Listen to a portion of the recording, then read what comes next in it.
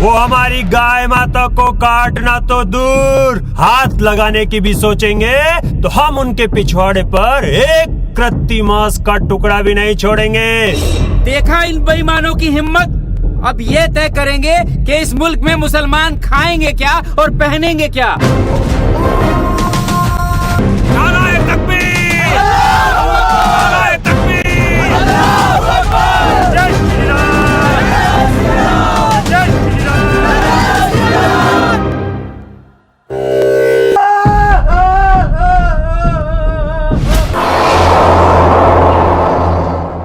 जहाँ रहेगा वहीं रोशनी लुटाएगा, किसी चिराग का अपना मकान नहीं होता। दोस्तों, आज हम एक ऐसे शख्स से बात कर रहे हैं जिनका ताल्लुक़ सहारनपुर से है। सहारनपुर के भी एक छोटे से गांव इस्लाम नगर से है और पिछले कई सालों से मुंबई में हैं।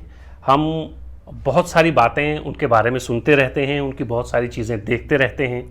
थिएटर से उनका बहुत पुराना रिश्ता है, लेकिन उनकी एक नई फिल्म आ रही है जो 10 अगस्त को रिलीज़ होगी।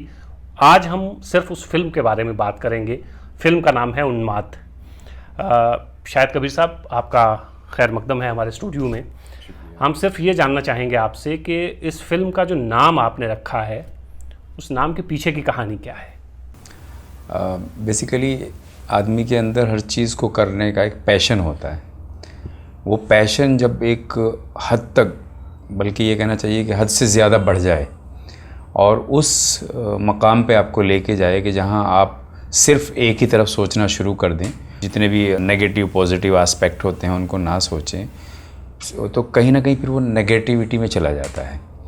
वो जो नकारात्मक सिचुएशन होती है उस उबाल को ही एक तरह से उन्माद कहते हैं। और हमारे पूरे मुल्क में जिस तरह से ख़ास तौर से धर्म को लेके, जात को लेके, तबक़ों को लेके, जगहों को लेके, भाषा को लेके जिस तरह से एक हद तक आदमी उस लेवल तक जाता है, आई थिंक वो हम सबको रीड करना चाहिए, समझना चाहिए और ये लोगों के अंदर ये अंडरस्टैंडिंग पैदा करनी चाहिए कि पैशन बुरा नहीं होता, लेकिन पैशन का भी पैशन क्रिएट कर लेना और सिर्फ एकाग्र हो जाना वो कहीं ना कहीं सोसाइटी के लिए, हम सब के लिए ठीक नहीं है। अच्छा, शाहिद साहब, कुछ तो समझ में आया इस नाम के पीछे की कहानी जी। और कुछ समझ में आया कि फिल्म किस तरह की होगी। असल में आजकल जो फिल्में ज़्यादा तादाद में बन रही हैं, हम ये तो नहीं कहेंगे कि 100% फिल्में जो हैं वो ख़राब हैं जी, या सिर्फ इंटरटेनमेंट है उनमें। तो फिल्म का जो मीडियम है ये बहुत पावरफुल मीडियम है। इसके ज़रिए हम सिर्फ एंटरटेनमेंट तो करते नहीं हैं, लेकिन एंटरटेनमेंट के साथ साथ अगर उसमें कोई मकसद हो, कोई कॉज हो, तो वो फिल्म जाहिर है मुआशरे के लिए, समाज के लिए बेहतरी का सबब भी बनती है और समाज में बेहतरी आती भी है उससे। और ऐसी बहुत सारी फिल्में अब बननी शुरू हुई हैं। कुछ नए आप जैसे नौजवान डायरेक्टर पहुंचे हैं। बीच में कुछ ऐसी फिल्में बनने लगी थी कि जिनका मकसद सिर्फ ये था कि आप 2.5 घंटे के लिए जाइए, पॉपकॉर्न खाइए, आइसक्रीम लीजिए और ये सब।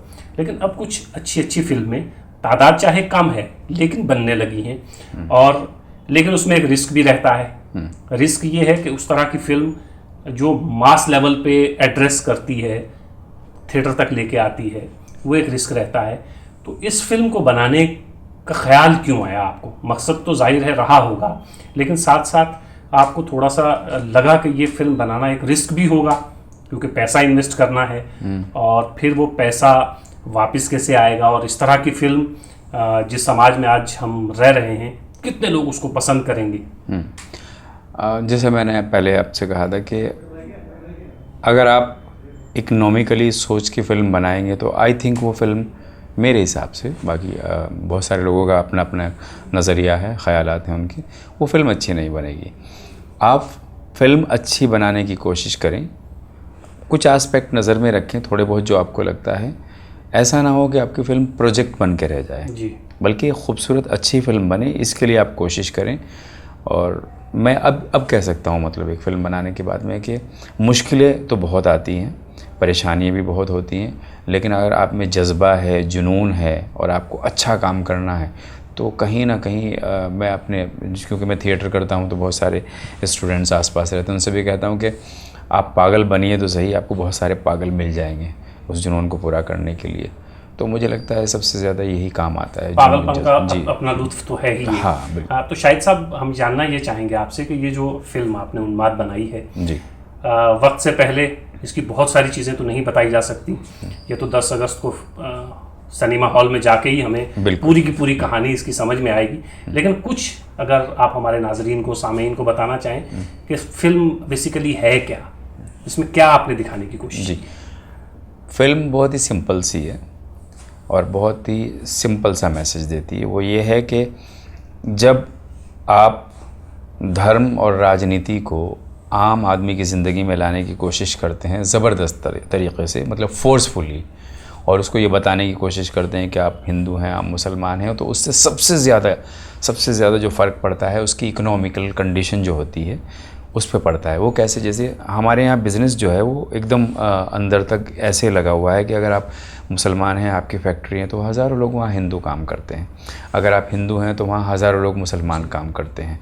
तो ये जो कल्चरल और इकोनॉमिकल समावेश है, ये जब कहीं ना कहीं प्रभावित होगा तो उससे क्या होगा कि आपस के रिलेशन डिस्ट्रॉय होते हैं, और आपस के रिलेशन जब बिखरने लगते हैं तब ज़िंदगी में बहुत सारी ऐसी चीज़ें आ जाती हैं जो आप नहीं चाहते। आपकी ज़िंदगी दुभर हो जाती है, जीना मुश्किल हो जाता है।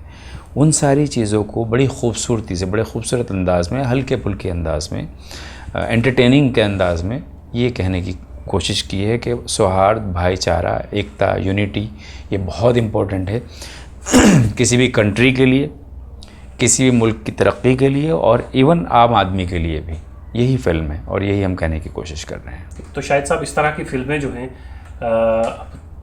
बनना जो हैं इस वक्त जिस अहद में हम सांस ले रहे हैं, इसमें इस तरह की फिल्मों की बहुत ज़रूरत भी है जी।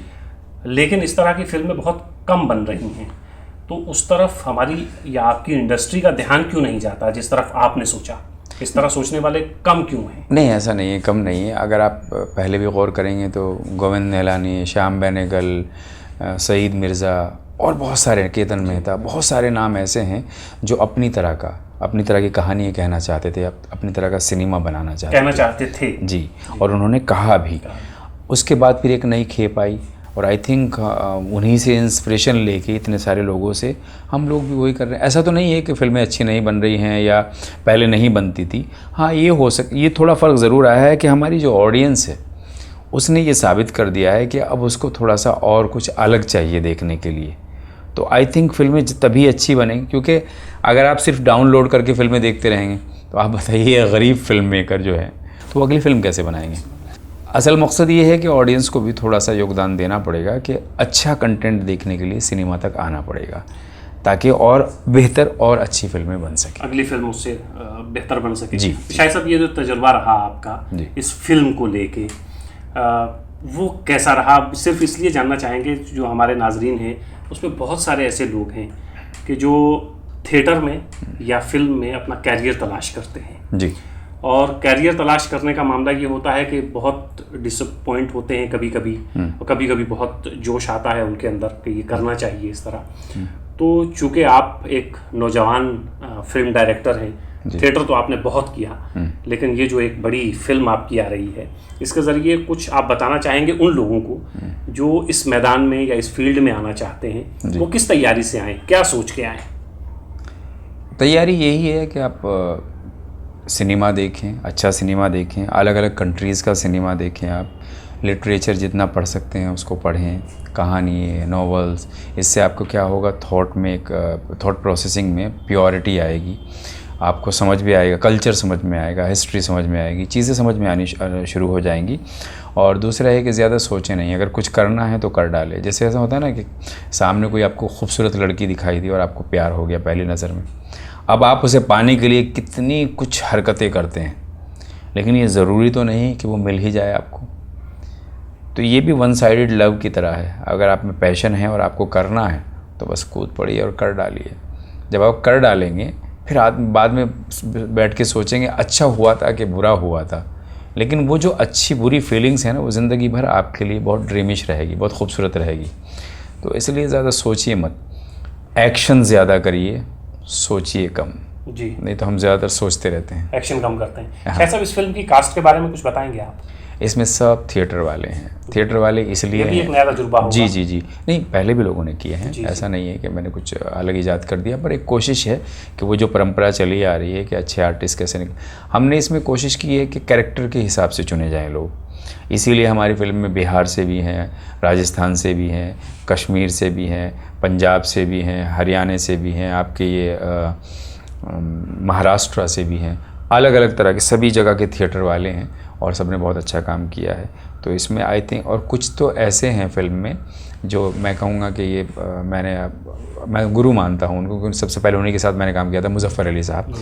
वो कास्टिंग कमाल की करते हैं, वो तो मतलब अपने आप में स्कूल है पूरा।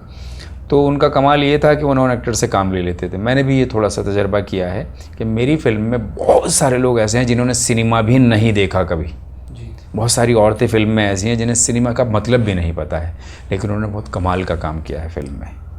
फर्स्ट टाइमर, मतलब कैमरा भी ऐसे फेस किया कि उन्हें परवाह ही नहीं है, आपने जो कह दिया करके दिखा दिया खटाक से। वो कमाल की चीज़ है। हाँ, इस तरह के बहुत सारे तजुर्बे थिएटर में हबीब तनवीर ने भी किए। जी। वो ऐसे लोगों को लेके आए तो जो कुछ जानते ही नहीं थे बेचारे, जी। वो हिंदी भी ढंग से बोलना नहीं जानते थे, लेकिन दुनिया भर में उन्होंने थिएटर किया।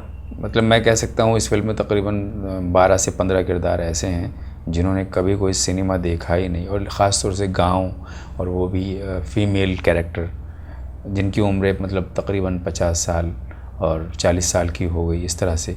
तो वो एक नया तजर्बा था और बहुत अच्छा काम किया। बच्चे जिनको एक्टिंग का ABCD कुछ नहीं आता, लेकिन वो कमाल की एक्टिंग करते हैं, वो सिखा जाते हैं सब एक्टर्स को क्या एक्टिंग इसे कहते हैं।